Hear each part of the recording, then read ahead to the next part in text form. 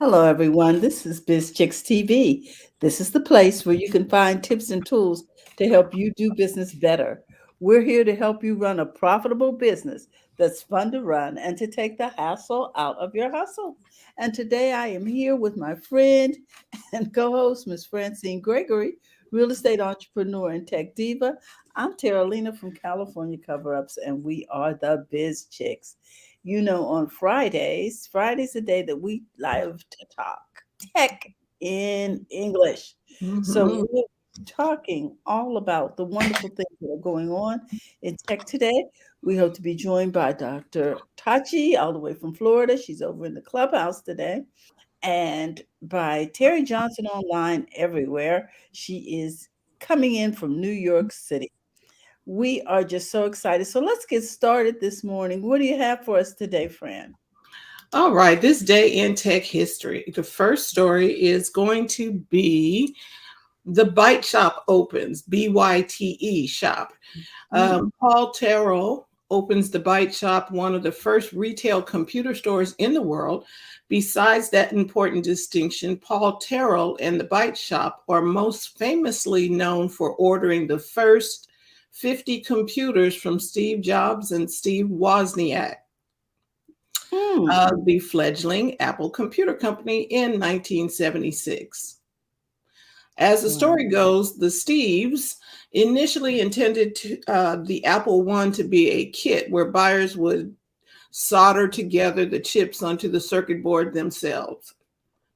Oh, can you see us doing that right now? Okay. we could, but we'd be pretty nervous about it. Back in the day, people was okay. You had to be. You knew how to. What did you say? Take them down to the BIOS and do all Take kind it of down stuff. to the Just to BIOS, bring use it the back thing. up. You knew what a motherboard looked like. And yeah. You had to do all that just to send out a document. I was like, okay. Terrell requested that instead they deliver fully assembled computers as he was having trouble selling other kits to people who couldn't put them together themselves. By insisting on a fully assembled computer, even though the Apple One still lacked a case, power supply, and keyboard, Terrell helped shape the future direction of Apple and the entire personal computer industry. The Apple II was the first personal computer to be manufactured and sold as completely assembled units, making them accessible to the average user, thus igniting the personal computer revolution. Wow. Hi, Yeah. Beverly. Beverly says, "Good morning, Queens." Good morning, Beverly. Hey, Jasmine. It's, it was only 1976. It seems so long ago. Yeah, Mm. 76. 75 is when the bike shop opened. A year later, they were doing things. Uh, Okay, let's see. December 9th, 1968, Douglas Engelbert and his team of researchers present a 90-minute public technology demonstration, including such innovations as hypertext video conferencing, shut up, but most famously, the computer mouse. This is the first public demonstration of the mouse witnessed by about 1,000 computer professionals in attendance. Mm. Mm, okay, this was the Stanford Institute. Go ahead, Doctor. Does somebody want to weigh in? I just said wow. I do too. This is 68. I'm like, okay. Now that seems like a long time ago to me. 68. The last story today, ID Software releases Doom. Video game developer ID Software releases the game Doom. Doom is considered one of the most influential titles in video game history, popularizing the first person shooter genre with its deathmatch multiplayer mode. Its use of graphic violence and satanic imagery also made the game controversial, which of course served only to increase Doom's popularity. Of And that course. is your week in tech history. Yes. Never tell a teenager they can't do something.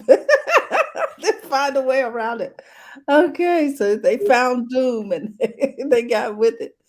Oh my goodness. Fran, I have a couple of stories for us that I'm going to run through real quick. One is all about Ralph Lauren, the designer. Hmm. He is actually starting to design clothes for the video game Roblox. You know, the one that young kids love. Okay. So what he's doing is, let me see if I can share my screen real quickly. Yeah, hold on. I don't know if you can see Oh, that. I Let can me see see. that. Yeah. Okay, let me see if I can get this to go full screen. Can you see that? Yeah, These we are the saw it. little clothes that he's designing for the virtual characters over there on Roblox. And so you're so it's to go and it's only good through I think the first couple of weeks of January because these are going to be like ski clothes. They're what would you call them? Seasonal. This is a seasonal line. So if you want your little Roblox character to have Ralph Lauren, you can now get it over there. And I think that this is just adorable. Also, I think it's a way to curate another generation of consumers because they're learning so early Go ahead. about they're learning so early about designer clothes and all that good stuff. So there Okay, you go. I Dr. want Tachi. Yeah, this is similar to if you are ever in Snapchat, you Mhm. can design your avatar with, they've got Nike in there, they've got Adidas. So, I mean, obviously, those are brands that are associated with youth. So, I think it's interesting that Ralph Lauren is taking it to that level because, they're associated with, for the most part, designer and in some cases, luxury. And that's not something that's always thought about for younger consumers. 8 years old. Yeah. Yeah, but then, So, yeah, but you have to play to the audience that's coming up, right? correct. Exactly. Because Ralph Lauren is not going to be for this, the current generation's here forever. So you've got to, if you want to keep them, you've got to pander to them now, definitely. And Right. here's the other thing too, Doc. Remember that these 8-year-olds, the 13-year-olds are getting their money from their parents. So their parents, oh, so what are you buying? Oh, look at that. This is Ralph Lauren. So now, so you got the whole family, um, influencing the purchase and connecting the children with the brand so early. Yes, but absolutely. They are, yeah. But see, Yes. that's a cue for everybody because we're in a transitional point. All of the Tommy Hilfiger, all of Mhm. the old brands, if they don't begin to migrate to the younger, migrate off of Facebook and get over to Instagram or wherever, they're going to lose because their demographic is aging up. I was going to Mhm. say out, but aging up. Yep. Mhm. Hmm. Yep. Absolutely. Absolutely. They better The take other, themselves to the metaverse too, just saying. Yeah, hey, well, I'm getting ready to go there. And we got okay, some before you comments go over there, here. yeah, Beverly says it's big money in this area. I don't know the GTE and GTE Gamma, but GMA, but they are buying Gucci and Maseratis. hmm What? Uh, Okay. yeah, I said the same thing. Okay. If you can live in your Gucci and your Maserati, then that's one. I'm sorry, I'm going to be quiet. well, Yeah. I do want to talk about one more thing, and then I'm going to turn this to because I know TJ's got there's a lot of stuff going on this week, so I want to give her um, adequate time to talk to us about what's going on in tech. I just want to mention that ta-da, what's this? These people in the metaverse, I the don't know. Meta people have launched a app called Horizon Worlds. Meta has released its social virtual reality space, Horizon Worlds, after more than a year in private test mode.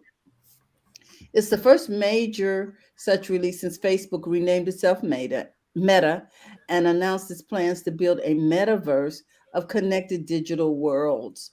So I've got a little look here for you, a little look see. I'm going to share that, and then I'm going to turn you over to subject matter experts who know a lot more about this than I do. Can you guys see this Horizon Worlds? Yeah. Okay, don't they look like Sims? Yeah, No, they don't even, remember- they don't, most of them do not have legs. They sort of fly around. I don't want to play the video because I know people in Clubhouse really can't see the video. but I can put the link over there. If you Yes, I can put the put link the in the link. private chat, I'll put it over there. Okay. Here we go. Right. So this looks like, seriously, Very much so, Sims. Sims. They don't You know, have the where legs, you, they're where just you flying play. bodies. Just flying. So wait, so now we living in a fantasy world where we get to fly? Yeah. Welcome And to a you need place those of limitless glasses. possibilities. You need the glasses to A place go where through the you world. can do things, See that? transform things, It looks a create lot to entire me worlds, like forge it, new Minecraft? experiences, Okay, that too. and work with others. But shouldn't we like live in the real world? Okay. Yeah. Here, you can find your community. Anybody interested in Fellow creators. I just added that link in the Clubhouse. And virtually hang You see out how they in they perfect don't harmony. have any legs, they're just floating bodies. Going up. Okay. Bring your vision, your artistry, your Now, genius. Here's the difference. Catboat. You don't own your game. You basically, they have a contest And going together, on Okay, for so creators to Horizon. allow them to create games for this. But you don't get to own your stuff like you do on Roblox, and you get compensated by the company. They want to just out now own. Well, that's the metaverse for you. They want to own your stuff once you create it. okay, They've got about $10 million, I think, out there for creatives to create games for this Horizon, whatever this thing is called, Horizon Horizon World. World. Okay, I'm not gonna say what I was thinking. Okay. And I'm complete. Thoughts for the Horizon World? No. Let me read this paragraph. Instead, there's no way for creators to make money directly from their worlds. Instead, Meta has put $10 million into a creator fund to reward community creators who win competitions. So then if you don't win, I wonder if they keep your proprietary stuff. Anyway, that is different from apps such as Roblox, where creators can sell their games for in-app currency. Okay, whatever. Horizon World is free to play. Squid Game. It's free to players, but you got to have the Oculus headset. Yes, which but is sold by Meta.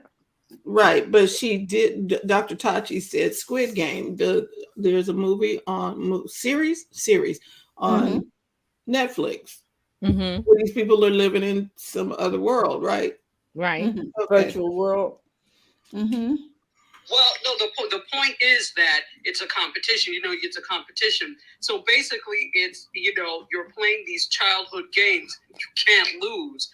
Or you're offed here, basically. So that's what it sounds like to me, that there's this competition and it's the fight to the death. Sorry, that's what it sounds like. But it's a video game. So Lexi Moon 69 says, she said this looks like Wreck-It Ralph 2. Exactly. It does, yeah. I'm like, why does this? Okay, it didn't even. Okay. And it's the same concept as Roblox. You know what I'm saying? Okay, but so what he did was, I'm not going to say a little piece of this, a little bit of that, Frankenstein mixed it together and said it's new, and it's not. It's a remix. It's a remix of Sims what was it you just said? Sims and Roadblocks, Roblox. and uh, Wreck-It Ralph. Wreck-It Ralph, Ralph. And then yes. Beverly says on Grand Theft Autos, outfits are going for $70 and up. The cars are probably Wow. higher as well. Well, that makes sense. That the more mature the crowd, the more room they got on their credit card. I mean, if I Right. have to go in and ask grandma for for a gift card $100 for a new outfit, outfit on Grand Theft Auto. You see, you really have to be getting into the game. They're taking people are not, they're not taking because the people decide to go, but Mhm. they're living offline, out of the real world, taking them going into this fantasy world. That's what the Sims were doing, and Well, I people were don't. checking out. Well, I don't know. People check out on different things. I mean, you got people can True. become fans of a lot of sports. Well, People but we're become not golf talking about widows. we're People not talking about leaving the planet inside the The VR right. headset. Just going in, at least you can look around and still see while you're involved in the sports. But in the VR, you are gone. And this is what is that? Ready Player One. Everybody was somebody else. They were not their real. They were not their real. I kind of watched self. that movie. Yeah, I have to watch that. I that haven't was seen I it. like find it. okay. But So here's another thing to add the pebble to the pond is I saw in the news this week that somebody got married in the metaverse. Like they had the wedding. Sure. You would want to be the first one to do that, right? I think they are. Oh So my they were married in. I didn't listen to the story. I just heard it. But they were married. They had a ceremony, and then they had like a metaverse version. And I was like, I don't have time. It's too early in the morning because it was a morning show. I said, I'll check that out later. But somebody got married in the metaverse. Of course. Lexi said, my kids want video game money cards for Christmas. See? And the equipment to play in the different worlds. See, please, What kind of parents, save when you yourself say the headache. equipment, Lexi, Give what do them you gift mean? cards. Okay, they're video game money cards. Yes. So that I understand the gift card part. The equipment. Is she's talking about the boxes like Xboxes and switches, and what do you mean by equipment? Are they buying virtual equipment or are you talking about hardware? I think she's talking about virtual and equipment to play in the different worlds. That's like virtual. Like a tennis racket or whatever it is they're playing. I think it's virtual. I don't think it's physical. Because Wow. Wow. And then it says Ready Player One is a book too. Really? Yeah. Okay. Well, our good friend Steven Spielberg bungled the movie, just saying. Okay. So he messed it up, huh? So I gotta read the book. It's a book too. The movie's a book, so you probably want to read the book first. Okay. Start watching the movie. Okay, Alexis. But I was talking about like my kids been begging. They already got the first version of the Oculus. They already got. They're still now they're begging for the second version and the third version. Now they ain't getting that out of me, but that's what they want because that's really all they want, so that they can keep playing in the world. My kids play Fortnite all the time, and they play Roblox all the time, and they play in there with their friends. So the friends that they can't physically go see, they're playing with them in those different verses, and so that's what they really want. I mean, my kids wanted an iPhone. They only want an iPhone so they can do TikToks and be on YouTube. Exactly. They don't, it's that's what they want. I'm like, y'all ain't getting all that. I don't care who y'all are. You better start bringing you better take them TikToks and them YouTube and start bringing in money. Then you can get whatever you want, but you got what you pay for. But I'm not paying no $400 for something. Nope. I don't even got nothing for $400. Nah. All right. Well, TikTok also introduced retail sales. So they may be able to get in there. Wait, she was saying she's somewhere. Yeah, I took my sons to first watch for breakfast. My oldest son. Oh, okay. Okay. All right. Mom's taking the kids for breakfast. Yeah, I'll go back to YouTube now. Okay, thanks, Alexis. Thanks, Alexis. Thank you so much. Yeah, So she's they- right. She's right that the teens don't, that's what I'm saying. Parents don't, and grandparents and family members, you're trying to figure out what to buy a teen, give them cash, a gift card with money, or the money to buy the things that they want in these games. That's right, all. and that's what that is why, going back to that first story with Ralph Lauren buying clothes Yes. for the game, is because that's where the kids are. He whoever is on Ralph Lauren's team is seeing that. Mm-hmm. Well, like she said, that they saw the Nike hat was over here and Adidas was over there, and so it makes sense that they would try to find a place to land. I'm just surprised that they started with a game that nurtures such young consumers. However, those consumers' parents are connected to the brand, and now they have an opportunity for them to say, "Oh, yeah, it's cool," Right. because it's on Roblox. So now I can connect you with this brand too. Right. And Beverly says, my grandchildren as well, $50 cards and up, a great opportunity for them to start businesses to pay for this stuff. That's an idea. TikTok now allows you to do retail. That in the UK, they started a whole thing where you can now sell through TikTok. So, I am thinking I need to encourage my mind with her little beads bracelet business has to go on and make the TikToks, because that's all she wants to encourage them. do. And instead of the teenagers being consumers, which is okay because that's what the teens are doing. Encourage them to think about how can you make money from this, doing something that you enjoy, because then they'll do it. If they don't enjoy it, they're not going to do it, or something that it's like that's not fun. So TikTok is fun to them, but tell them, hey, that's fun, but do you know that you can think of an idea and make money of it using TikTok or Instagram? And they're like, wow, yeah. So she's right. An opportunity for them to start the business to pay for their own stuff instead of asking you. Right. Exactly. And then there is someone that is there. I don't know what your name is, but thank you for joining the from YouTube. Yep. And Lexi says people are going to start marrying other people other than their current spouses in those worlds. Just watch. A whole lot of cheating is going to be going on. Well, cheating what happened when they had that first virtual world where you could change your avatar and set up a whole life? What was it? Was it called My Life? What was it called? Your Second Life? You're talking Second about? Life. Yeah. Okay, so Dr. Tachi says she's not wrong, but okay. Yeah, okay. You're giving people opportunity. Well, here's the thing: there's the tools, and then people can do what they want with the tools, and they decide. Oh my gosh!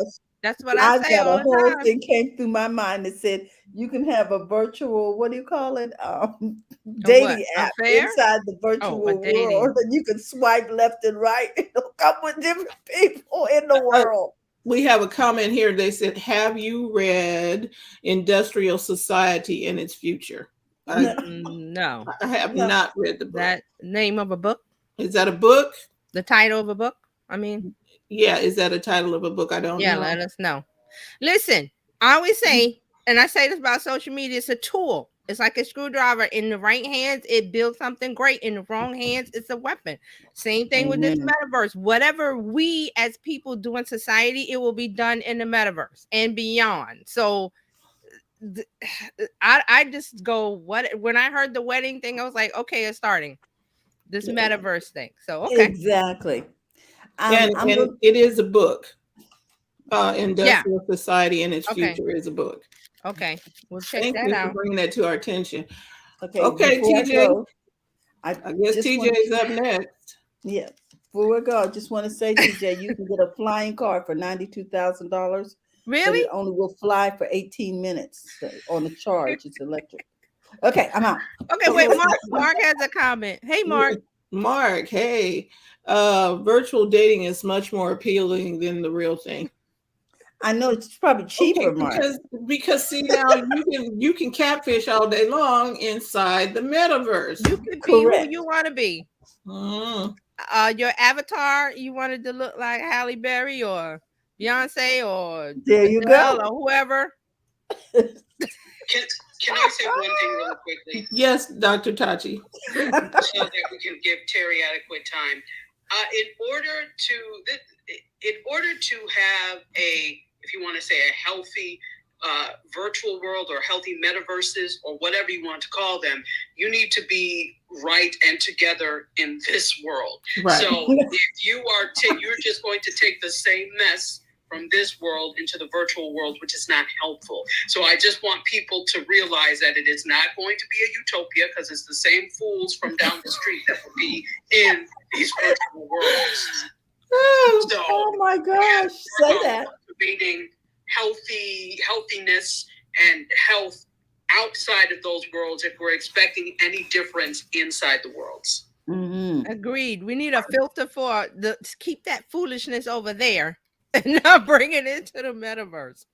Well Filter or stated. I something. wonder what kind of boundaries you can set within your metaverse and keep people from messing Well, I it up. mean, it'll be your creation, your world. So I would like to be, happy in the fact that I could keep what I want out. Just like I say about Facebook, curate your feed. The people that are posting political stuff or stuff you don't want to see when you go to Facebook, mute them, block them. There's all kind of little tools in there. So I always say curate your feed. I do it. We had a saying in the 70s. I don't know if y'all were even born. This is my world, you're just living in it. So literally, this is what's happening now. That's what's happening now. It's my world. I get to create what I want. If I'm an Adele fan, I can stay in and have her music and her videos and see her virtually and all that stuff. Or if I like baking and cooking, all of those things. That's what's happening with TikTok, because TikTok is like the first app with the algorithm to let you decide what you want to see the next time you come in the app. The other ones dictate what you want. Okay, I'm not sure if it's a gentleman, but whoever was talking about industrial society and its future, it is a book by Ted Kaczynski, of Unabomber fame. And if you tell us your name so we don't have to call you some person, because I can't see what your name is. It's some kind of font that's obscure. Yes, and I can't see that. So we just want to, Yeah. So Mark's got another comment, and I'll get it, because we don't want to, Yes. We'll conversate all day. Mark says, finally, others have realized that they are just here to further my storyline. Exactly, Mark. Thank you, Mark. This yes, is your world. We're just living in it. They're bit players in my world. I love it. Goodness. All right. Okay. So because there's so much stuff this week, and I'll explain why. Because the holidays are coming up, so they do this every year. These apps, social media, they dump a bunch of stuff before the holidays. So we'll get into it. So on this week's social media news, let's start with Clubhouse, since we're there. Clubhouse has added a few things. They've added something called NSFW, not safe for work function. Also, there's a total listener count, which displays the total number of listeners who have participated in the room. And it can be viewed not only by the room organizer, but by all participating users, including the audience. So total listeners count in Clubhouse. And I think I've seen that, where you can, if you go into a room or you go into the replay, there's a little people icon and there's a number in front of it. So I think that's what it is. And also there's the NSFW feature that lets you hide rooms that are not safe for work on the hallway. That's the main page. So it's a setting that you have to set. And I think I set mine because it popped up when I went in, but I went back in to find it because of this story, but I couldn't find it. So you check your set. They're saying it's under settings, account, hide NSFW rooms to turn the function on. Because there are some rooms on Clubhouse, especially at night, that are some of the topics not are safe for work, not safe for home. Right. Okay. Right. So that's what's going on in Clubhouse.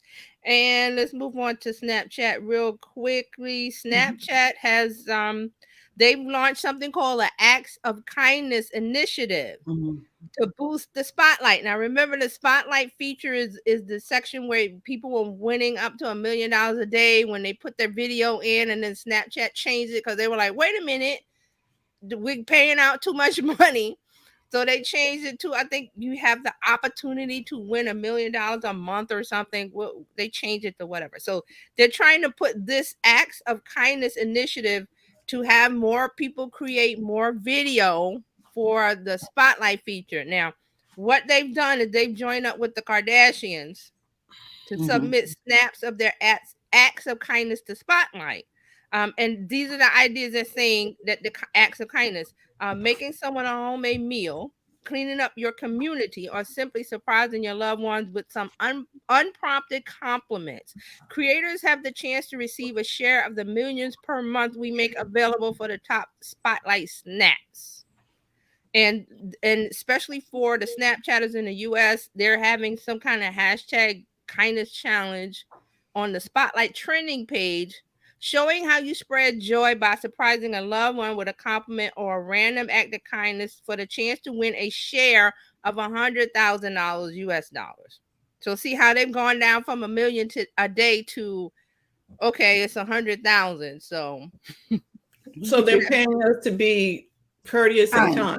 Right. Yes. Acts of kindness, creating the short video, and then you upload it to the spotlight section, and then you get the chance to win. And then there's also the hashtag kindness challenge for the spotlight trending page. Okay, but my point is we have to be paid to be kind now. No, we're being. It's the incentive. Rewarded. That's what I'm saying. And kindness is now it's being incentivized, which is fine. But okay, we got to be incentivized. Okay, so I'm sorry. go ahead. No, go ahead. Yeah, I see your point, Francine, that it can set a bad precedent that people will not do things unless there is a reward. You shouldn't need to be rewarded to be human, to be decent. And I think it could set a bad precedent, but I see where they're trying to go with it. I do, but I see your point as well. Right. So that's go ahead. Mark has a comment. He said, heavily filtered, enhanced stage acts of kindness sponsored by the Kardashians. Yep. Because they know all about kind. Sorry. Well, the thing is too that you're also asking them to video it, so it's staged. I mean, how do you catch a random act of kindness without having the camera on? So you have to now the individual receiving it might be, surprised, but you have to plan that out and have the video in hand before you. Okay, everybody ready? We're going to knock on the door now. I don't think it's supposed to be a surprise. I think it's just, okay, you're doing something kind. Record the video like you do on the others, and just you get a chance to upload it to Snapchat Spotlight and get the chance to win.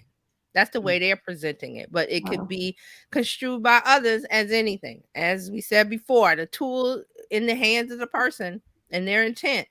That's a big driver.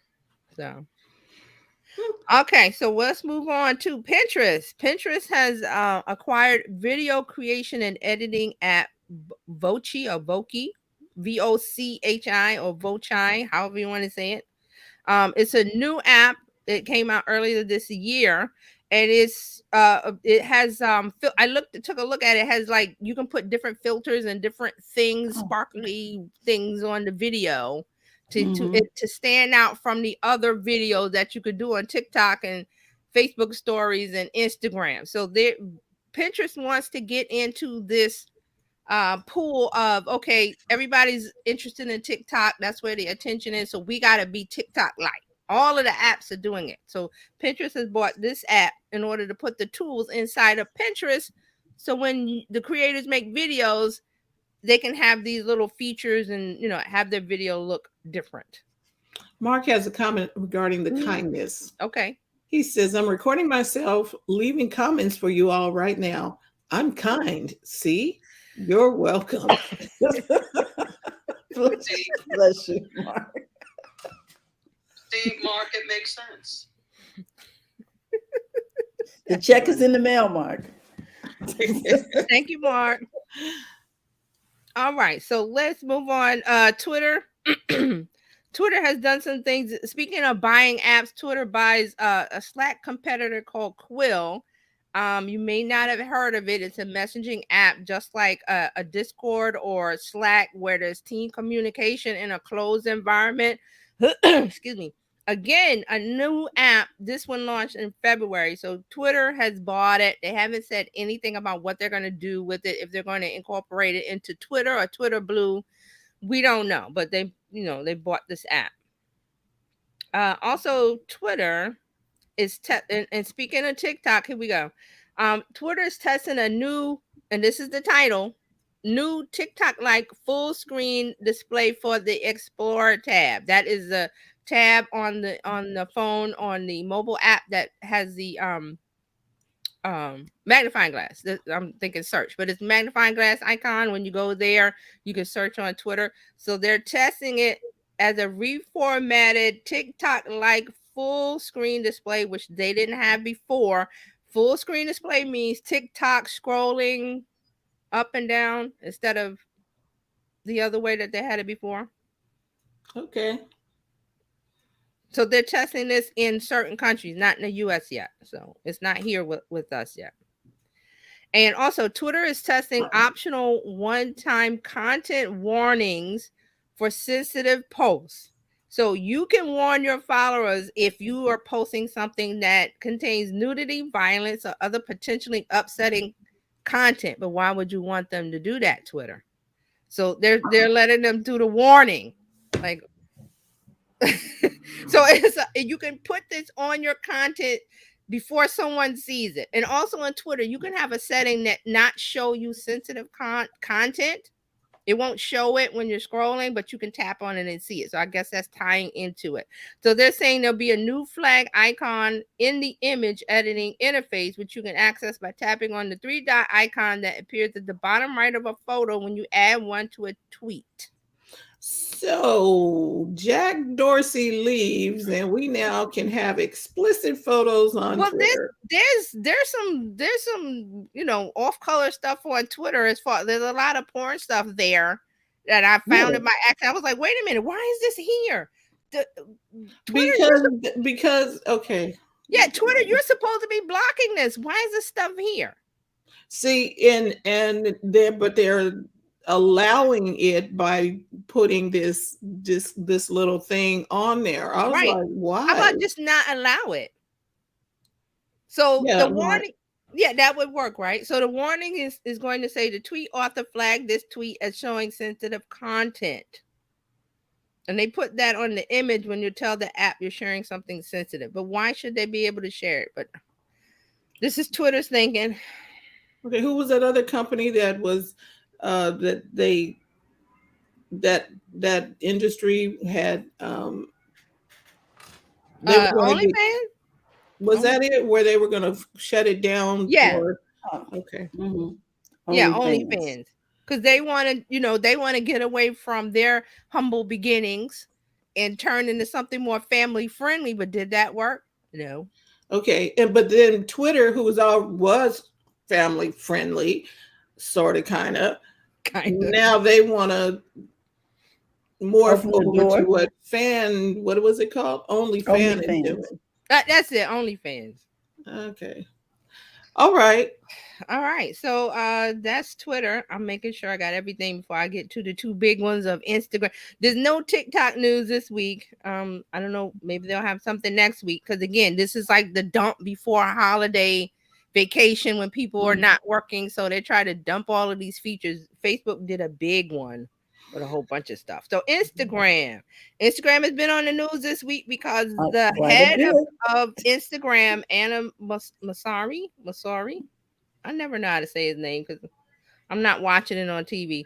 So they're trying to do a bunch of, they try to get ahead of teens are, the teens are, they're in a mood where if they see something that is depressing or makes them depressed, they feel depressed. So they put out a lot of tools. So they're going to teen safety features and some parental control rollouts for next year. So let's get into it. So they've got something called take a break feature, and it's going to prompt you that you know, if you've been in Instagram scrolling for a certain amount of time, it's going to pop up with a reminder, say, hey, it's time for a break. Maybe you want to take a break. And I got an image. I didn't put the screenshot up, but I'll just read it. It says, take a few deep breaths. Write down what you're thinking. Listen to your favorite song. Do something on your to-do list. And you can set reminders to take breaks of 30 minutes, 20 minutes, 10 minutes, or you can turn the reminder off. So it will pop up to tell you to take a break. And this is, you know, what they're designing to target the teens that are on that, and maybe they're on too long. But this is, again, I'm going to bring up the parents that they should be doing this, but here we are. So also there's going to be in March, Instagram is going to launch a tool for parents and guardians that will give them a way to view how much time their kids are spending on the app and set time limits. So here's the other side of that. For teens, you'll be able to go in and set their account and then limit it. So there's an option to set daily time limit. And it says the name of the person's account. It says they can spend this amount of time on Instagram in a day. It's 3 hours, 2 hours, 1 hour, 45 minutes, 30 minutes are off. Now, how many accounts can that kid have? Well, see, that's the thing. We're going to get into that. There's the finsters that the parent may not know about the finster. Exactly. And they're like, you can set you know, I follow, like my daughter, I follow her on Instagram and I know all the accounts because I'm like, I'm paying for the phone. So I want to see everything that's on there. And I know, but their parents, you know, they have teenagers that have a bunch of finsters and they only show them the one that they want them to see, but they go and do stuff on the other. So how is that going to combat it? And you might want to explain what Finster is. Oh, so Finster is a fake Instagram. And if you watch the, I call it shenanigans that was going on with Congress, and the people in Congress are asking all those questions like they know. They were so proud that they knew what a Finster was. So it's just, and there's no limit on Instagram accounts that I know of. You can make as many as you want. You just need an email address for each one. So teenagers getting around that the parent wants to see and follow them on Instagram, and they should say, sure, mom, dad, here's my Instagram account, whatever. And they're secretly have 2 or 3 or more accounts that the parent doesn't know about. So they use those fake Instagrams. They're calling them fake. They're real, but they can talk to their friends and do what they want and say what they want without the parents knowing what's going on their the Instagram they present to them, if that makes sense. Is that clear? Yeah. Okay. And, so go ahead. Mark had some comments regarding TikTok. He said, I only want to hear TikTok news while TJ dances. Not dancing. There's no TikTok news this week, which is good, but I'm not dancing. You don't have to dance. No. Mark said, hey, Sloth, do you realize how long you've been in here? Take a break, loser.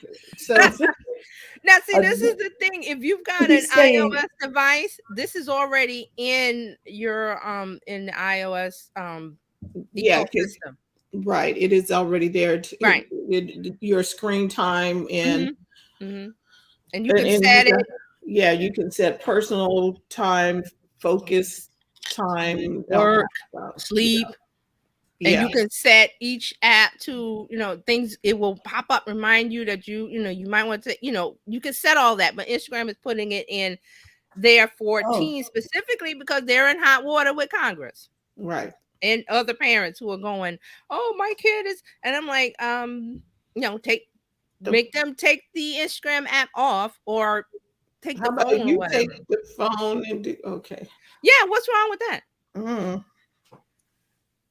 So there's also another feature where you're going to be able to bulk delete photos and videos as well as likes and comments. And this is for the if you've had it as a teenager and you're now a grown up trying to get a job and you said some inflammatory or dicey things as a kid. Yes. You'll be able to remove all that. It's a really feature. And this is on Instagram, right? Instagram, yes. Okay. All of this is Instagram. Yep, but it's all out on the rest of the world on Twitter or wherever you were. So Another thing that they're putting in a prompt, they're adding a process that will prompt users to check out other topics if they've been dwelling on certain topics for too long. So if you've been looking at, I don't know, I was trying to think of an example, but it will pop. There's a picture that says, it will pop up. It says time for something else. You've looked at beauty. Here's an example. You looked at beauty, and I think that's the hashtag or the category. You've looked at beauty for a while. You can choose what you want to see next, and then they have other suggestions like travel, home, dogs, cats, whatever. So Really? Yes, Mark said define kid, but okay. So yeah. And so I can see this. This sounds like I'm going to say the creepy robot. Hey, TJ, you've been watching that a long time. Do you want to see something else? Really? Yes. Now your life is controlled. Now your life is controlled by Device. virtual reality. Artificial intelligence is saying you're not intelligent enough to turn away from this. Right. People are not. Right. That's true. But Now- I don't Okay. think that a machine should determine. I mean, it's the same thing when you've been watching Netflix for a while, and then the thing pops up. Hey, are you still watching? And if I'm not, is that your business? Maybe I just want the background. That's true. That's very true. True. All right, so Instagram has one last thing to add. They're launching an in-app prompt to make young users aware of the tool. So they're looking at the teenagers group, and there will be a notification popping up to tell them that they can turn these reminders on. So Instagram is saying early test results show that once teens set the reminders, more than 90% of them keep them on. We're launching this feature in the US, UK, Ireland, Canada, New Zealand, and Australia, and we'll bring it to everyone by early next year. So they're really focusing on the teen group, age group, who use Instagram, because that seems to be, the incendiary thing that's going on with the parent. I saw some parent on the news this morning saying Instagram and my daughter was depressed and suicide, and I'm like, okay, I sympathize with you, but you're the parent.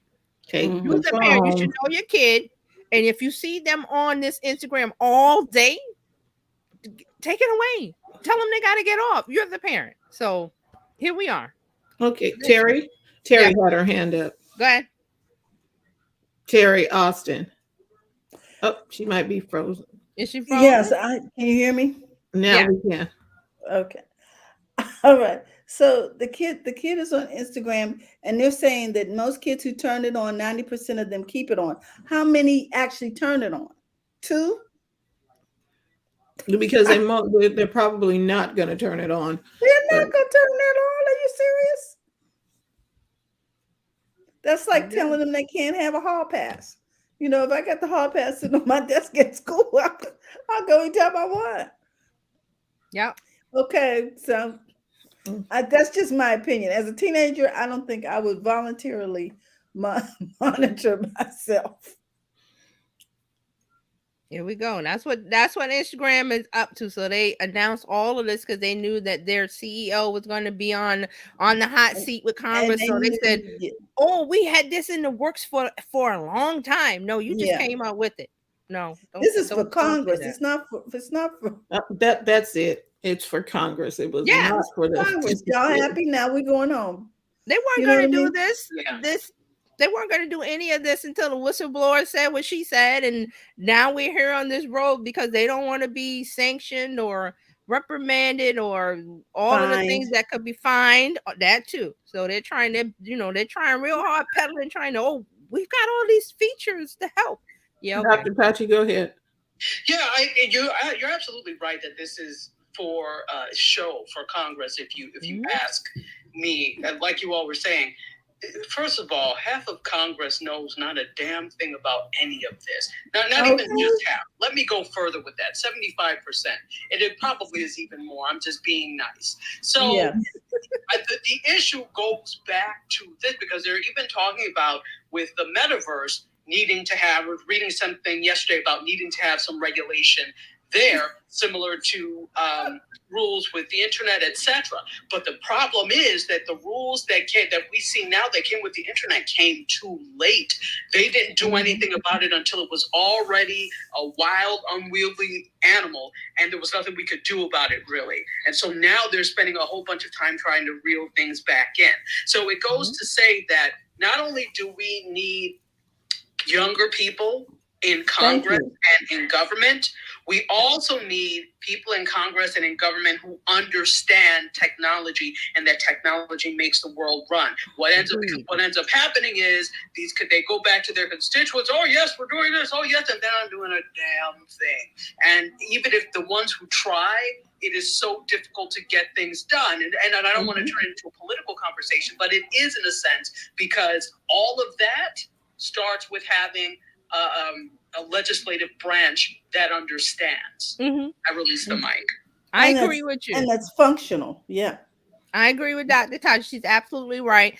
If you can remember, if not, I think President Obama was trying to get like a technology, not a sector, but like a section of government where, and he had a department. He put somebody in charge as head of it. I can't remember. Was it Van? I'm thinking Van Jones, or if I'm wrong, I don't remember the details. But I remember. Right. Remember that was on the track. So how many years ago was that?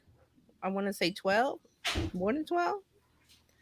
So it got derailed because of he who must not be named. So now we got to get back on that track of having a sector in government that's focused on keeping up with technology, because Terrellene and I can tell you that the government is way, way, way behind. They might put on a front that they know, or we know all about the fence. I said that's a front. They don't know anything. They know that's because they have aides. Yes, the young aides. The young aides tell them, look. Yes. Yes. How about the young age should be the ones on the committee? Exactly. They should. And we need younger people to go through the process, but it's, the way that it is now, the system it makes it hard, or some people don't want to go through that process. Understandably now. And then the constituents are, okay, I'm not going to do that. The constituents don't even use the technology that we're talking about. So yes.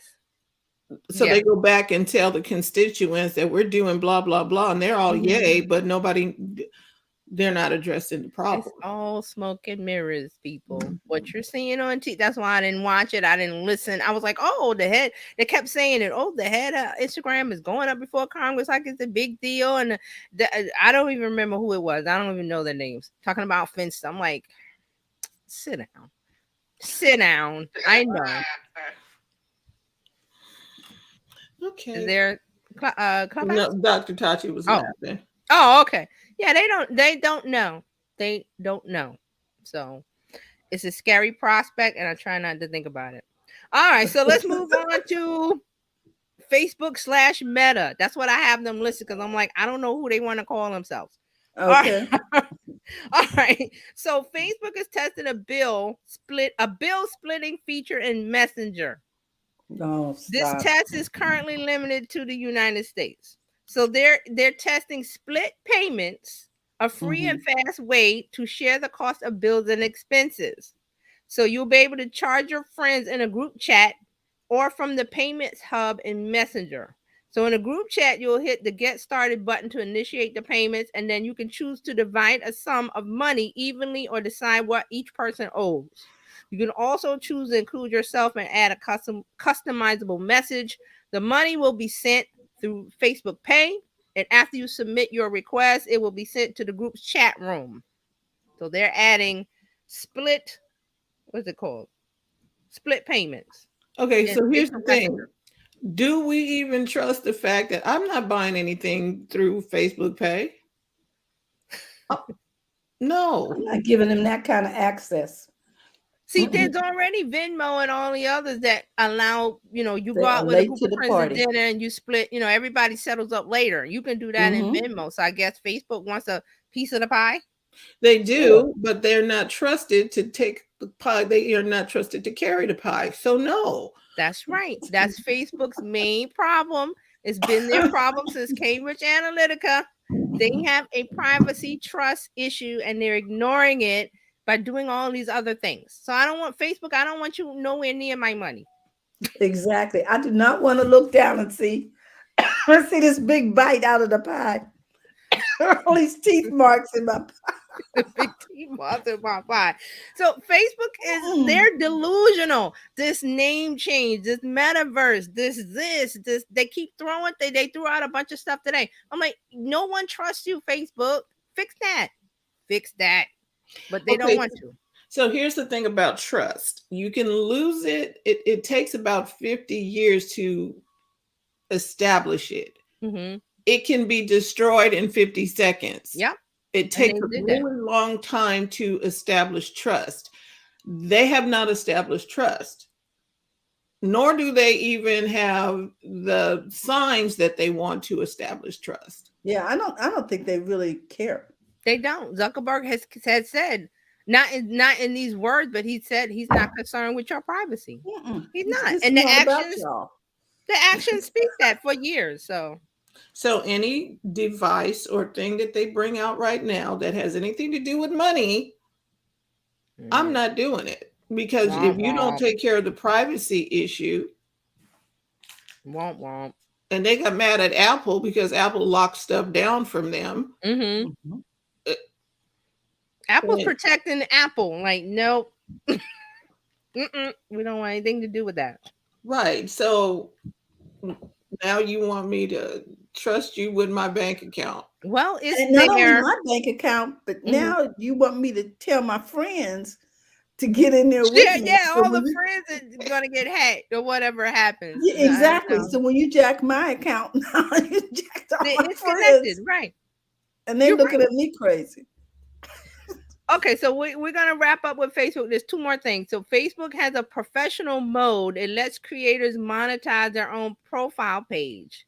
So you'll be able to use the Reels Play bonus program to earn money. Now they have this professional mode for profiles that let eligible creators earn money without the need to create a separate page.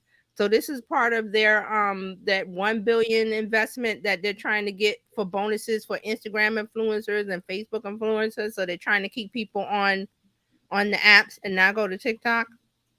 So this is the Reels Play bonus program allows creators to earn up to $35,000 a month based on views of qualifying reels. And this program was only open to users with pages. Now it's invitation only for professional profiles to start with, and then they'll include everybody else. I'm confused. So yeah, whatever. I am too. I'm like, go ahead. Because we had professional profiles, and then they wanted us to have a page. And then they want you to buy ads or something because people are not seeing your page. Right. And so now you don't they have to have a page. You have this professional profile. And remember, they had a whole creator profile for Facebook too. I remember that. They don't know what they want to do. Okay. So they're saying professional mode lets profiles see the same kind of post and audience analytics data that page users get, instead including shares, reactions, and comments. You can see your follower growth over time. So what is the difference between a profile? Just make a page. Nothing. It's a page and a profile. It's so I'm thinking because they want people to go into the Reels program where they can be a creator or an influencer that gets money from the program, because I don't think a business page can join it. So that's the other thing, because as a page, you can't do some things. You can't talk to the people directly. You can't tag the individuals, but only as a profile. Right. So now that's why they made this professional mode, that it's going to be like you have the opportunity to do things as a page does, like ads and things. You're a part of this Reels play bonus program where you get money. And then you'll it says they're saying once you turn on professional mode, anyone can follow you and see your public content in their feed. So that's what they did. They just took the business page idea and the creator accounts and made like a one thing called professional mode. Okay, so what that is, that means it sounds like I can take my profile, and like I do on Instagram, I can make it a professional, right, instead of a personal, or make it personal, right. So then, now, see, this is a test, so we can't really see it or know it. They're saying it's just a test with limited profiles. They're going to expand to more people in the U.S. soon. I don't know what soon means. Maybe next year. Okay, so who knows? Okay, so Facebook is doing things and we don't know. We're confused, Facebook, as usual. All right, the last thing. This is the big dump. Facebook has added all of these new tools for live stream creators. They've done link and streams where you have to swipe up link in Instagram. They're putting that in. It's a whole bunch. Let me get to it. So this is their statement. We recently launched a new design for Facebook Live on desktop and mobile to make it easier for creators to go live. We simplified the navigation menu so you can more easily access the insights and tools you need before and during your live broadcast. Now, they have a screenshot here where you can you can have links to raise money. You can have the links to feature a link. Like, remember I was saying the link in the stories in Instagram, you can tap it. And a message me, which connects the messenger. Also, there's going to be an option to put a poll in your Facebook Live. You can do it now on the desktop, but it's real hard to find. And these are mobile options, really. Okay, and so they really want us to use the Facebook app to go live, right? And they're pushing towards creators. That's with the professional mode, and they're leaving business pages and business owners in the dust. Because normally when we go live on Instagram, we are using our mobile device to go live there, but we're not using the mobile device necessarily to go live to Facebook. Right. Okay. Most Facebook Live users are using third party like StreamYard or OBS or whatever. So they're trying to get the creators, which they're trying to turn people who have profiles into creator instead of them having the business page route. So again, Facebook. I'm with you, Terry. TJ and Terry. I don't understand, why did you take us down that page route in the first place when we could have stayed at profile, right? And just because they didn't see TikTok coming, so TikTok is they're trying to catch up, and now they're like, oh, we need a creator page and a professional page and that. So they're putting all these things in the live. So another thing is the featured links, which will enable live streamers to share multiple third-party website links within the broadcast. So remember, this is the link. Like, you can put a link in Instagram stories that you had to have 10K followers. Now it's for everyone. Donna with Green Earth Travel is here. Hey, Donna. Hey, Donna. I need to push that button. Donna. Hi, ladies. Hi. Hey. Hi, Donna. I miss you all. Well, we do too. So, did you want to comment on what was happening with Facebook? No, I missed a lot of it, so I want to hear again what was what the main thing was. So, I just got on here. I don't want to have you repeat everything, but okay. So, so here's the thing: we have replays turned on Clubhouse. Woohoo! So I know, right? Yes. So you can catch the majority of that there. But Facebook is just confusing us. Yeah, Facebook, real quick, Donna, Facebook is doing adding a lot of tools to Facebook Live in the mobile, when you're using the mobile app. They're putting a lot of tools to make it easy for people to go live, because they want to go after, the TikTok crowd that people are used to, how things work on TikTok and Reels. So they're adding all these tools in, and we were just going down the list, and there's several more. So now Facebook has added the ability to a co-broadcast with up to 3 additional guests. Now, this is on remember on Instagram Live, you can bring in additional guests up to 3, and then yourself is 4. So they're putting that on Facebook Live on the mobile. Okay. I have a question because I was trying to figure this out, and then you can mute me afterwards because I am driving. Is there a way to, I did some Facebook Live videos. Well, I was on a cruise last week, so I was doing Facebook Live. Is there a way to download the videos now and keep them so I can put them in different places? The Facebook Live when you're using the mobile app, I'm not sure if you can. I'm not sure if you can download on the mobile, but you can go to Facebook on your desktop and get all access to all your videos. Right. If you have several business pages, you can use Business Suite or Creator Studio. Yeah. Right. So either one of those.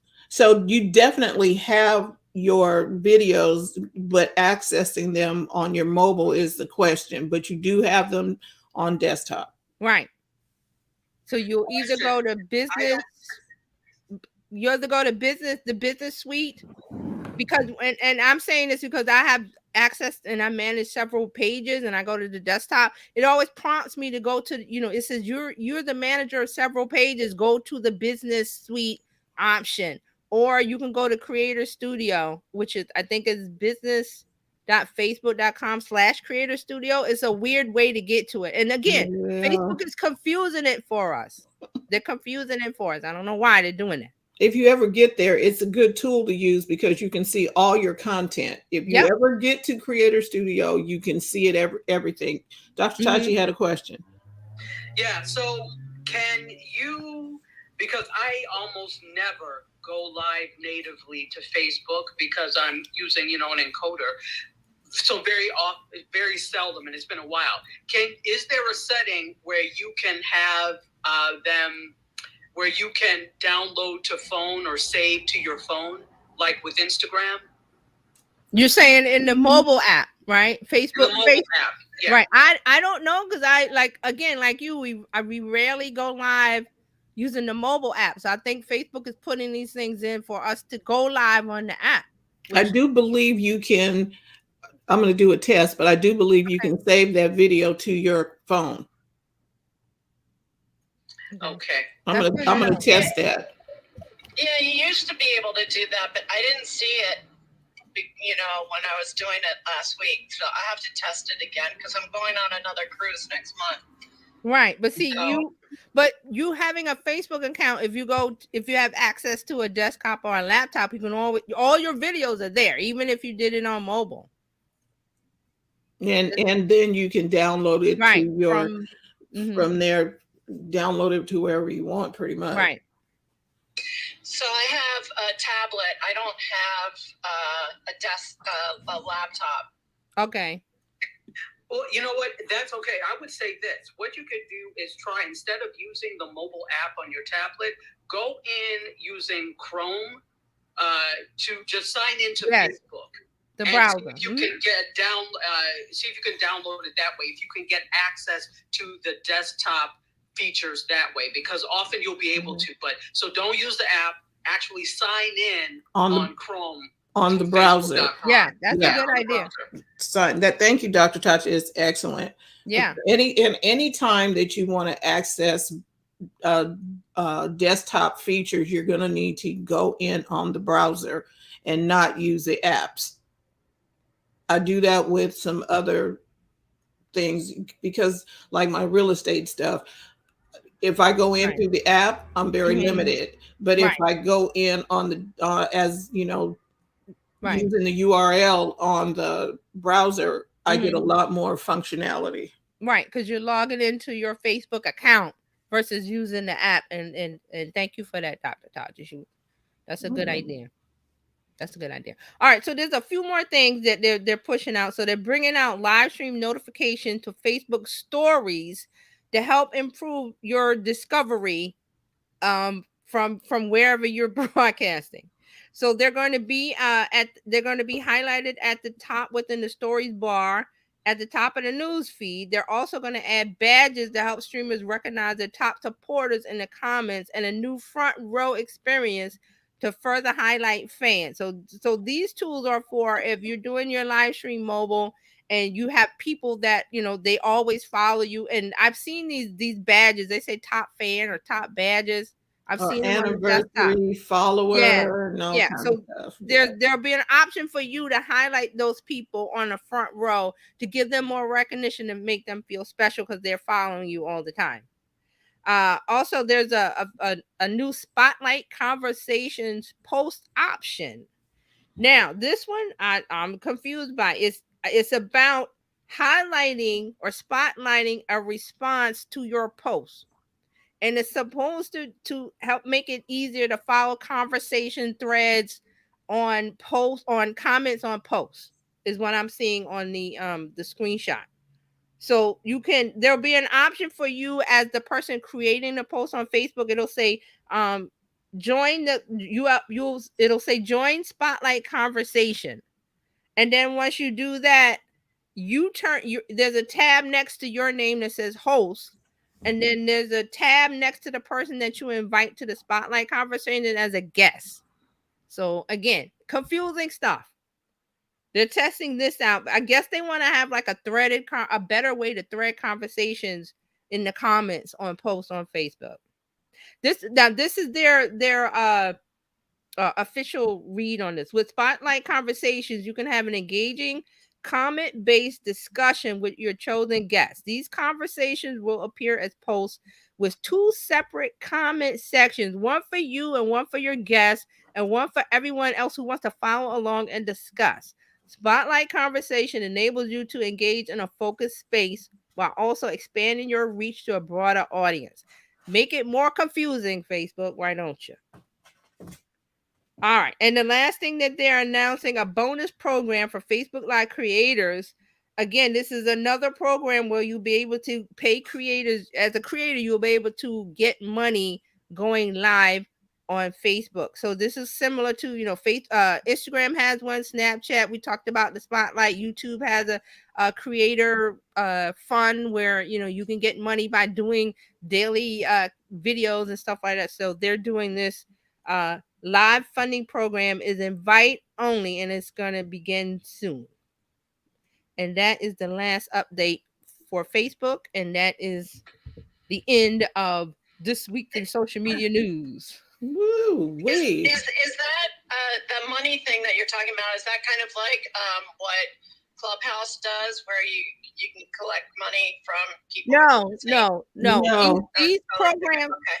No, these programs are money that Facebook puts out, Instagram puts out. I think TikTok has one. It's like a creator fund where you create videos and you enter in to win money from them. The thing you're talking about in Clubhouse is like a tip feature where you set up with Stripe, and then people who come in your room and they like what you're saying, they can give you money from them. That's different. This is more of a creator fund that Facebook puts out, or TikTok or Twitter or whoever's doing it. I think Pinterest even has one where you're creating content for them and you enter a pool to win the money. Is that clear? How do you do that? You have to make videos in the app. So Facebook is the latest one to do that. When you make videos and you have to upload it a certain place, like we were talking about Snapchat, they have something called Spotlight. So you put your videos in the Spotlight, the little short form videos in the Spotlight section, and that's how you get entered to win. It's like a sweepstake entry with video. Yeah. Is that cleared up? Not really, because it's Facebook. Yeah, because right. But they all have. TikTok has one, Instagram has a Reels. It's all for creators. When you create content for the platform, they want to reward you with a chance to win money in a pool. And Snapchat had one that was it was $1 million a day last year, and then they changed it to $1 million a month. Now they're changing it to 100,000. Mm-hmm. But you get the chance to win by creating content in video format that's engaging, that people vote on and like, and then you get entered to win. Okay. Okay. Yep. Okay, and next up we have Dr. Tachi. What is happening in the world of media? Hello, hello. Good afternoon here on Good. the East Coast. It's morning for you all on the West Coast and something else everywhere else. This is your media update. Some of the things, we actually had a guest on Mediascope this week, so we didn't talk any stories, but I do have some stories for you in terms of media.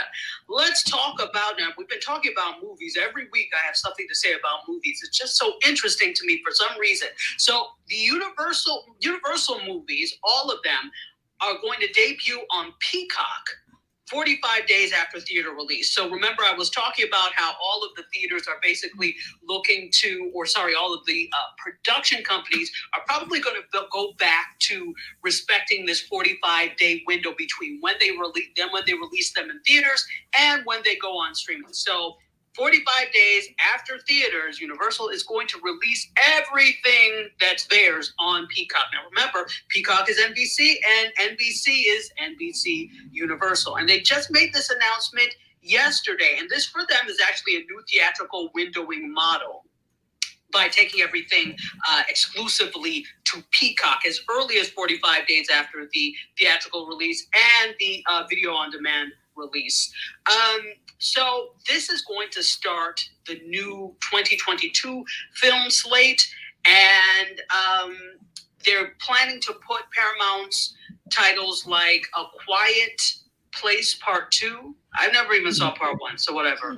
On Paramount Plus after 45 days, and then not them, but Paramount Plus's commitment to do that, and then Disney's commitment to a 45-day theatrical window for their titles released in late 2021, like The Eternals, West Side Story, and The King's Men. So, as I said, this kind of marks that everybody is trying to go back to what they knew as normal, what I think is foolish, but it is what it is.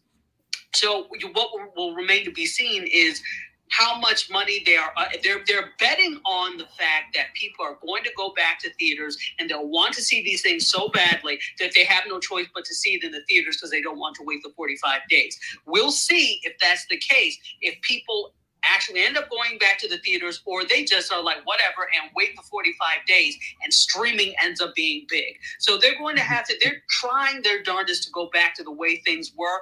I don't know that it'll work. So that is the news from NBC, Universal, that they are going to go to a 45-day window between theater release and streaming. And it will be exclusively on Peacock initially. Let's talk Roku. I'm sorry, go ahead. No, I was just going to ask you, this is off topic. I just started watching on HBO Max the Sex and the City series. I'm going to talk about that in a minute. Okay, because I loved it. I cried, but okay.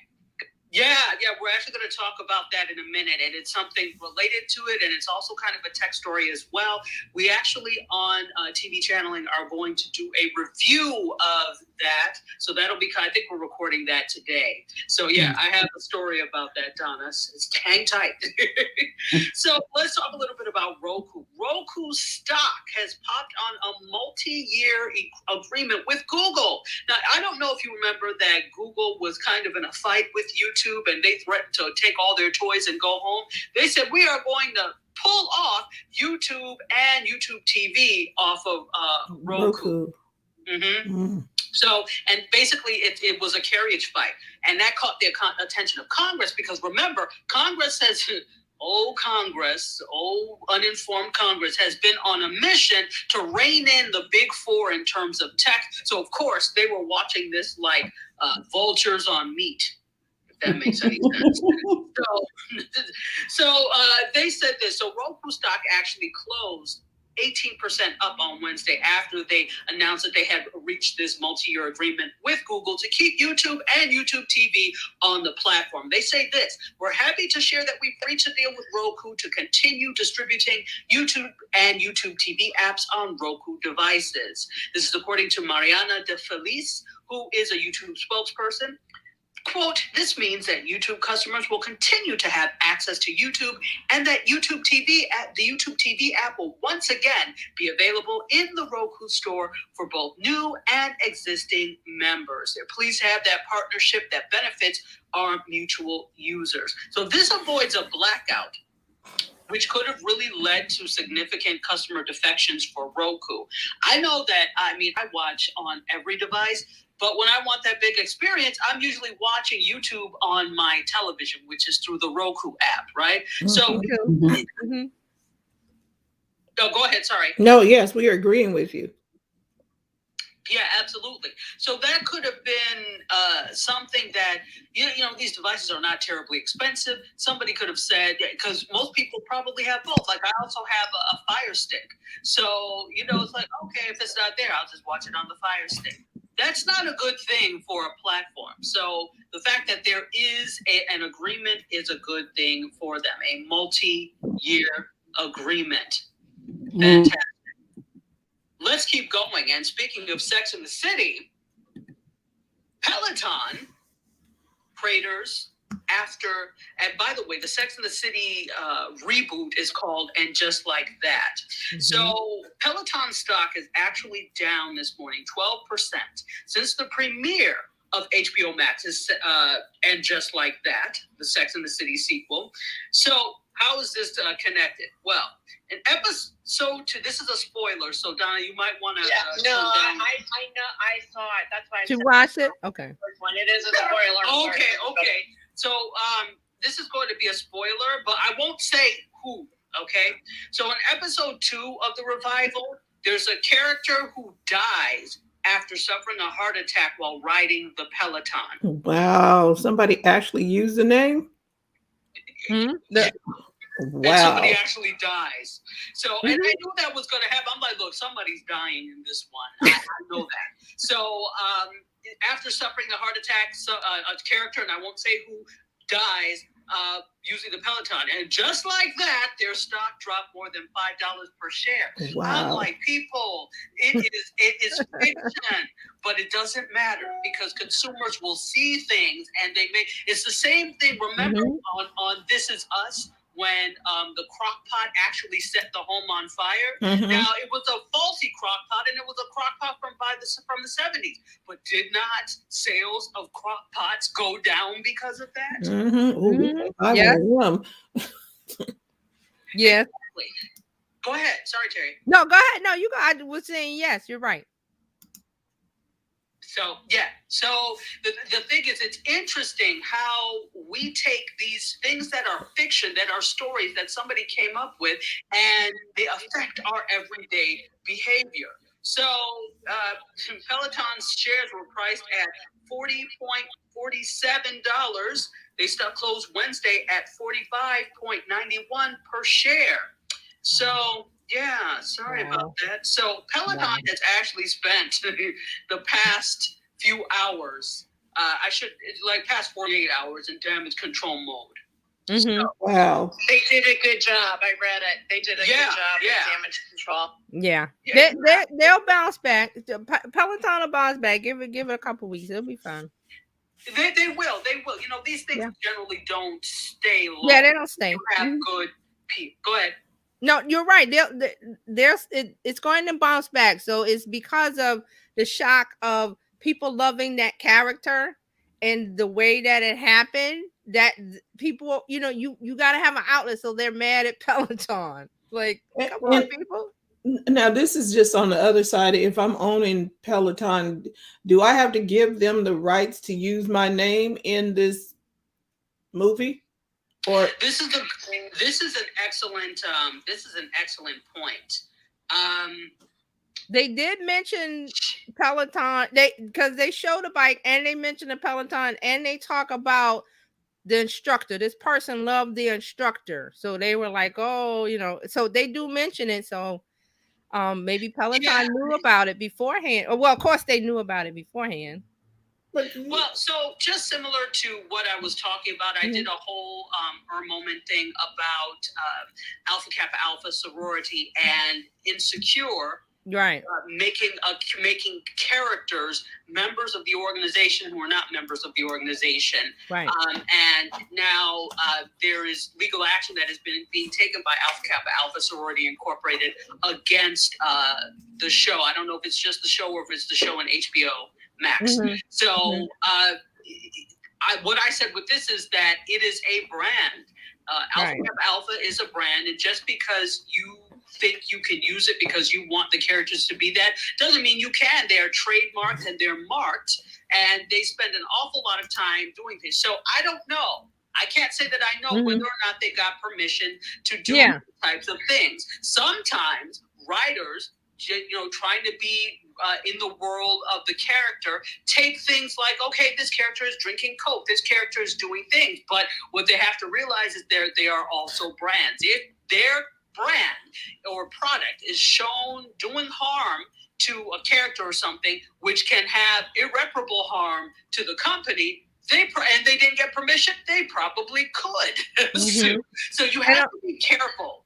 Right. And remember the day that I remember the days, I don't know if anybody else, but I remember the days when movies and TV shows, they would have generic things or they would cover the brand name. Like you were saying about the Coca-Cola, they would have the can, but they would cover it with something or it would be a generic thing. And then what happened is the brand saw the opportunity for exposure with, with free exposure. Like, okay, so now you can use the Coke, but you have to, I'm not sure the process, but I'm pretty sure there's a conversation saying, we're going to use the Coke or we're going to use whatever. Is that okay? So I don't know that, like you said, I don't know if they got permission, but there was a day when you could not show any brand logos and things like that. So, and go ahead. My thinking is, if Peloton gave them the permission, did they not read the script to find out what was going to happen? Right.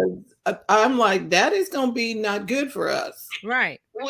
So what I read was they knew that Peloton was going to be on there, but due to the privacy laws, they couldn't tell them what it was about. Oh, okay.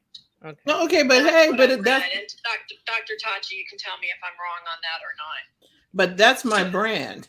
You don't get to just not tell me what you're going to do with my brand. That's Peloton's fault for not specifying. Go ahead. Yeah. That's on Peloton. That's right. on any brand that allows their product to be used sight unseen without knowing exactly how it's going to be used. So if there was an agreement, there needs to be agreement, because now they're having to do this. So let me finish with this. So if they said, I'm sure Sex and the City fans like me, and this is a spokesperson, this is is this a spokesperson? No. So I'm sure that Sex and the City fans like me are saddened by the news that this character dies from a heart attack. This character lived what we would call, or many would call, an extravagant lifestyle, and was at serious risk and had a previous cardiac event. And the company wrote this. Actually, Peloton wrote this in a statement from Dr. Susan Steinbaum to US Weekly. So these lifestyle choices, and perhaps even his family history, which often is a significant factor, were most likely the cause of the character's death. So riding a Peloton may have helped delay the cardiac event. So that's according to a doctor that's doing this, made this statement for Peloton. So even though... Can I mention something real quick?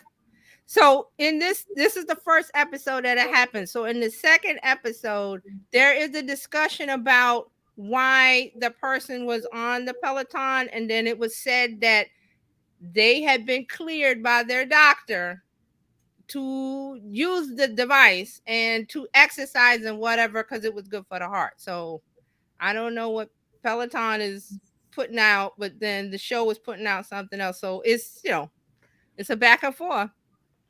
So also they said, so while 25% of heart attacks each year are in patients who already had one, like this character, even then they are very treatable. It's always important to talk to your doctor, get tested, and have a healthy prevention strategy. And of course, the good news is Peloton helps you track heart rate while you ride, so you can do it safely.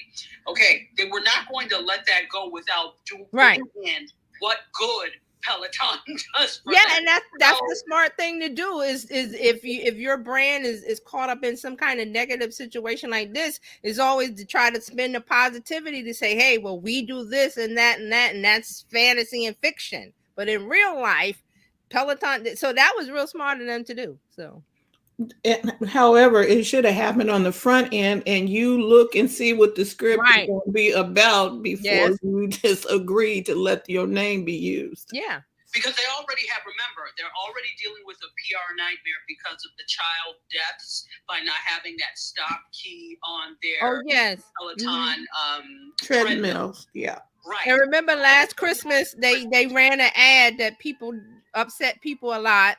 Peloton ran a Christmas ad last year that got them in hot water. Yes.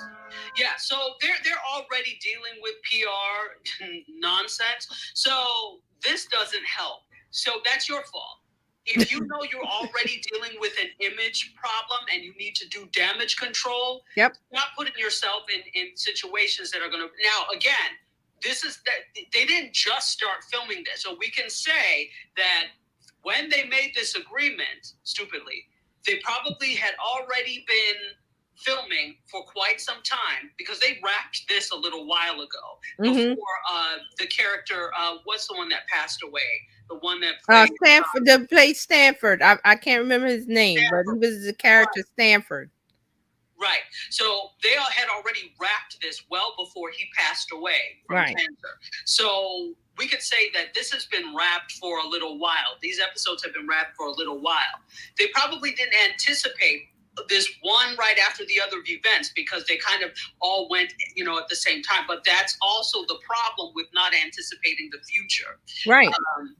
And they made a lot of mistakes in this whole thing, and this is their fault. So I'm sure now they're going to be a lot more careful with their brand. This is a cautionary tale to other brands that if you are going to allow your brand to be used in something even fictional, we can't tell. I can, but a lot of people who watch television or watch content can't tell the difference between something fictional, like a fictional character using this and something fictional happens, and the truth. So they're going to say, oh, you can get a heart attack by riding Pelotons, and there's a panic.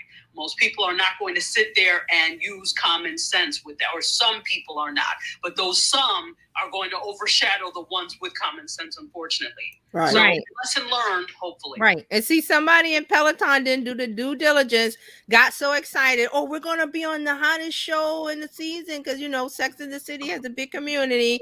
We're going to be on this. Oh, it's going to be so great without doing the due diligence of, wait a minute, how are you using my product? So you're right. Dr. Tachi's right.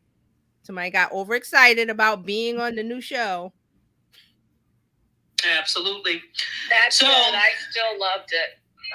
Oh yeah. Okay. Yeah, I was gonna ask Donna real quick if she, to give her what did she think that she liked it. I really liked it. I cried and I laughed, and because with both the unreal death and the real death kind of hit me. And it also hit me because my sister is a widow, excuse me. So it was, but not in that way. That was pretty sudden. But it also, I liked it because it showed a lot of ageism and quote wokeness or whatever, and I just thought, I felt myself in some of those spots sometimes, like saying stupid stuff that I shouldn't be saying, but you did because you felt uncomfortable, whatever it was, and then and it's kind of like what I'm doing now. And it's just the first 2 episodes, so I feel like that death was a plot turner to turn it from the character is doing this to now the character's on a different path, so let's follow. That's how I feel like it's gonna go. But I'll let Dr. Tachi get back to the media stories. All right, thank you. So let's talk a little bit about writers, producers, and hosts at iHeart Podcast Network. There are 125 writers, producers, and hosts, including and also editors and researchers at the iHeart Podcast Network, and they have signed union cards to organize with the Writers Guild of America East. If you don't know, the Writers Guild is the same one, and it's separated into East and West. Now, it doesn't really matter if you have a script or whatever, which one you register it with, but for some reason, people closer to the East Coast tend to do East, and the other way around with the West Coast. So if you have something and you have a script, always register it with the Writers Guild. It's really inexpensive, like $50 or so. So they said, we are pleased to welcome these storytellers at the iHeart Podcast Network to the Guild. A union is vital to ensuring podcast workers are able to build sustainable careers in an industry where their contributions have been essential to the sector's continued rapid growth. And it is growing rapidly. Podcasts are the hottest thing since hot cake. That's not a saying, but it is now. So sliced bread, hot cakes, whatever. Podcasts are hot. Particularly, we saw a little dip during the pandemic because people will listen to them as they're going to work. But, they've been back on the rise again, and there have been all sorts of people trying to get into the podcast game. But when you look at podcasts and podcasters on the whole, are they really making the money that they could be? No, not at all. So I think part of the one way to ensure that the creators are getting something is to, join a union or to be eligible to join a union. And that this is key, to be honest. So congrats to the iHeartMedia podcasters and I guess to WGA, because you've got some great people joining the Guild. All right. In case you didn't have enough of reality competition shows, here comes Beyond the Edge. This is coming from CBS, and it takes celebrities to Panama, and it's a reality series from Jeff Probst and Renegade 83, the same folks who did Survivor. So it's a new Survivor-style reality series featuring celebrities, and there are a number of stars that are competing in challenges in Panama. It is actually also the production company behind Naked and Afraid. So the Survivor host and executive producer, Jeff Probst, has been involved in this project. Even though he's not officially attached, he's expected to sign on as the executive producer of the show. So this is the latest adventure format for CBS, which is heading into the 42nd season of Survivor. This thing has 42? been 42 seasons. Yes. Now, that's different from 42 years. Remember, seasons tend to run shorter than years. Back in the day, seasons were years, but now you may have more than one season in a year. So, now this is the 42nd. And I remember because, Survivor, I think, debuted back when I was still living in D.C. in the early 2000s. Wow. So it's been, so if you have 2 seasons a year, there you go. So also The Amazing Race is coming back mid-season. So we're looking at a lot of action adventure type shows in the works for CBS and probably for a lot of others, especially as the world starts to slowly open back up again. Speaking of TV, Saturday Night Live is coming to Britain. There's going to be a British version of the NBC late night comedy. Oh, no. Wow. But just when you thought, can we end it here? They started someplace else. So it's at where Comcast owns Sky, or backs rather Sky, which is a UK network heading to the UK. And it's in the early stages of development, so we don't have anything yet. So this would mark the most high-profile international adaptation of the Lorne Michaels created series. And it's been this is not the first time it's being remade. It's been remade in a lot of territories in the world, like China, Germany, Italy, and South Korea. However, UK is a very high-profile media market, so this is why it's a big deal. So apparently, SNL reps are in London right now discussing the deal with Sky, and it's produced by Broadway Video and SNL Studios, with Michaels as the executive producer and the creator. Okay. I don't watch SNL now, So Listen, the SNL is their base is political, so I'm like, I don't know how it's gonna play over there because that's not a democracy, and their media and their government works differently. So I don't know. That's why I was like, what? it is a democracy. It's not a monarchy anymore. Right. They happen to have a monarchy, so they are a democracy. Well, Okay, so Sort of. I thought I think of Monty Python when I hear comedy in Great Britain. I'm just like, Yeah, they okay. they have a different sense of sense wit of and humor. comedy over there. Yeah, there's just like, I don't know how Yeah. that's gonna carry, man. well, okay, but it's the same thing with if you think about Coupling has been remade over here. It didn't last. The Office is a British show. Yeah, Right. but The Office worked. Right. What you have to do is you have to adapt to that environment and see how it will work. We've tried to adapt a myriad of British shows, but the sensibilities, as you all said, of comedy are much different. I should Right. say different, they're just different. So I don't know how that's going to play, but I can suspect that what they're going to do is they have a great history and a great legacy in terms of comedy, albeit it's different from the North American legacy of comedy, but drier, but I enjoy it. My mother I do too. I do for a very too. long time, so I grew up on British humor. So to me, it's funny. So it'll be interesting to see how much Americanism seeps into the British version of SNL. Right. That was my thought because I'm like, hamburger, chips, Pepsi ain't gonna work. Because it's American culture. So if they're not, and it's usually, you're right. Usually the comedy shows come from the UK and travel to us versus this way that they're trying to. So that's why I was like, I'm real curious to see, but.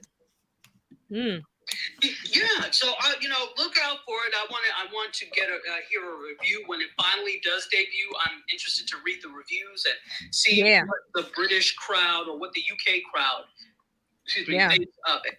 All right, 2 more stories and then we are done. Terry's in New York, so there's going to be a free feed of the New Year's Eve feed from Times Square because what usually happens is you sit there and you watch New Year's Rockin' Eve and they flip between your local and and their ball drop. So co-organizers of the ball drop, the Times Square Alliance and the Hold on. I think come on. Times Square, New York, as well as behind the scenes preparations leading up to the big night. The arrival of the ball, which is supposed to be December 20th, the installation on top of One Times Square, the crystal installation, and a bunch of other things. So the December 31st live feeds are clean and interrupted with no bugs and no logo. And they're available for free to domestic and international media organizations. And they're going to have exclusive panoramic views from proprietary camera locations, also ambient and natural sounds. And they're going to showcase the lighting and the raising of the famous New Year's ball, hourly countdowns, live musical performances, and all the things that we're used to. So you can expect to see these. It's a clean feed and it's available for free, which is actually really very cool. So they also have event photography, B-roll, and prepackaged packages basically, and they're available. So there's additional information that you could go to timessquarenyc.org. And so, for example, if you happen to have a Roku channel or something like that in your organization, that may be something you may be interested in showing. Okay. Absolutely. And the last thing, this is actually a little bit of a pop culture story. For those of you that are, Popeyes has been a huge media thing for years. And if, Popeyes is from New Orleans. Well, if you're interested in going to the Popeyes buffet, which is in Lafayette, Louisiana, apparently you can't because it's gone for good. They will not be bringing back their famed buffet, and it is the last Popeyes buffet of its kind, the last one in the world, kind of like that last Blockbuster in Alaska. So they eventually started shutting down, and of course the pandemic had an effect on that. And Yeah, so sorry for those of you that are Popeyes buffet fans, no more. Oh, so, And that's it for I have. So I guess we just have to get our Popeyes at our local drive-through. Basically. Yeah. I've never been to a Popeyes buffet, but I can imagine they had like, you know, a whole bunch of red beans and rice and all sorts of things. Yeah. Wow. Well, and New Orleans is known for food, so that's going to be interesting. Yeah. But you know what? There are, and I don't know if you've ever been to a Popeyes in New Orleans. I haven't. Any Popeyes that you can eat anywhere else. For some reason, it tastes like they actually killed the chicken themselves because it's different. It's different. It's right. When you go to, you know, when you go into an Uno's in Chicago, it's going to be different because that's the original place when you go to the original one. Right. So, yeah, you can go to your local, but it's probably not going to have that same Louisiana flair. Wow. Hey. Who knew? You. This has been really informative today. So I just want to say thank you to everybody who watched live on the replay, everybody in the clubhouse. TJ and Dr. Tachi, y'all brought some really good information. Facebook is totally confusing us, but I do not get it, but yeah. Facebook doesn't know themselves. That's the issue. Right. They don't know. So thank you. We will be back again on Monday. TJ will be around on Tuesday with some more digital marketing strategies. And Dr. Tachi is on Mediascope on Wednesdays. And she's got some other things that are going on too. Dr. Tachi, you want to tell them what else you got besides Mediascope and the TV channeling? I think it is. Channel, yes. Oh, yeah. So, of course, Mediascope Wednesdays at 6 p.m. Eastern Time on Facebook Live, YouTube Live, LinkedIn Live, or Twitter Live. I flip between the two. And also on Gospel 107.1 FM in the Nassau, Bahamas, and the Caribbean in general. And I'm also one half of the TV Twins on the TV Channeling podcast, where we talk TV reviews and do TV, film, and entertainment news with lots of foolishness. And so that is on every single podcasting platform. Pick your favorite podcasting app. And if you don't have one, just go to tvchanneling.com and you can listen to past and present episodes. And that's me. Thank you, Dr. Tachi. Thank you, TJ, Terry, and everybody who was here in the clubhouse. Donna from Vegan Travel, and Ann and Dryer Buzz and Jasmine and all of our people, Mark Ward and everybody, Beverly and Alexis. Yeah, Alexis and everybody who stopped in to join us today. We just want to say thank you so much. And we want you to remember to go to the front of your own line. We'll see you Monday. And if you're looking to be a part of our community, simply text BIZ to 33777. Have a great day, guys. Bye-bye. Bye-bye.